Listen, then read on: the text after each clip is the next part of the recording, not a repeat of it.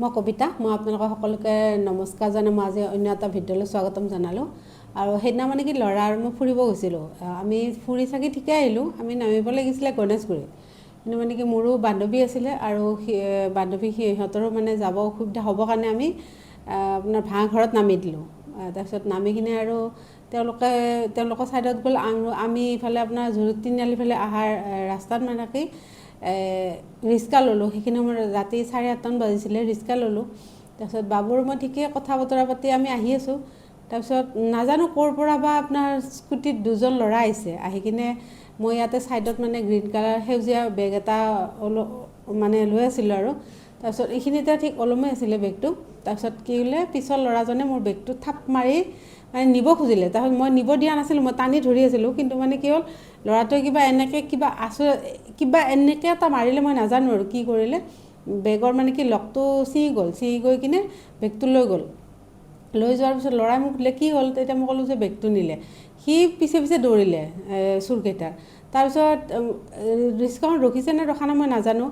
এনেতে মানে মোৰো ভয় লাগিলে মোৰো এতিয়া বেগটো নিলে এতিয়া ল'ৰাৰো কিবা হ'ব সেই বুলি ভাবি কিনে চলি থকা ৰিক্সাৰ পৰা ময়ো আপোনাৰ জাপে মাৰিলোঁ নে কি কৰিলোঁ মই নাজানো তাৰপিছত আপোনাৰ পৰি কিনে আৰু এইবিলাক এইখণ্ড গ'ল তাত ভৰিত গৈছে বুকত এনে কিবা কিবি দুখ পাইছোঁ তাত গাটো জ্বৰ বিষ এনেকৈ কিবা কিবি হ'ল আৰু তাৰপিছত বোলো ৰিক্সাৱালাটো ক'লে যে বোলে এই কথা নহয় আপোনালোকে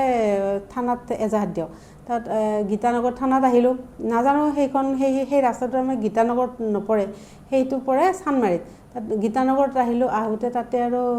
চালে তেওঁলোকে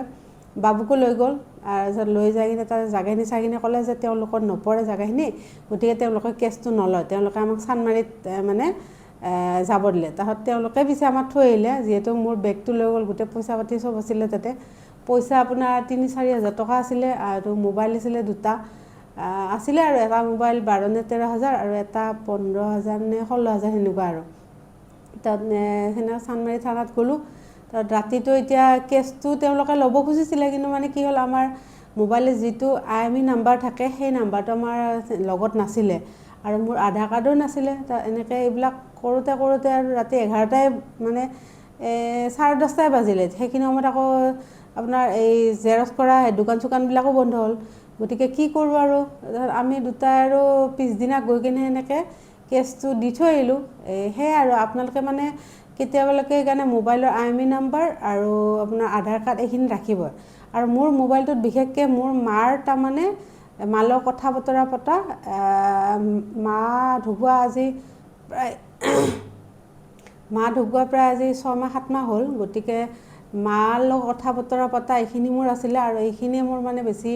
লাগতিয়াল বস্তু আছিল এতিয়া ভাবকচোন যদি মোবাইলটো বেগখন টানোতে যদি বেগখন ছিঙা নগ'ল হয় আৰু যদি বেগখনে এতিয়া ধৰক ৰিক্সাৰ পৰা যদি মই পৰিলোঁ সেইটো কি অৱস্থা হ'ল হয় গতিকে আপোনালোকেও সাৱধান হ'ব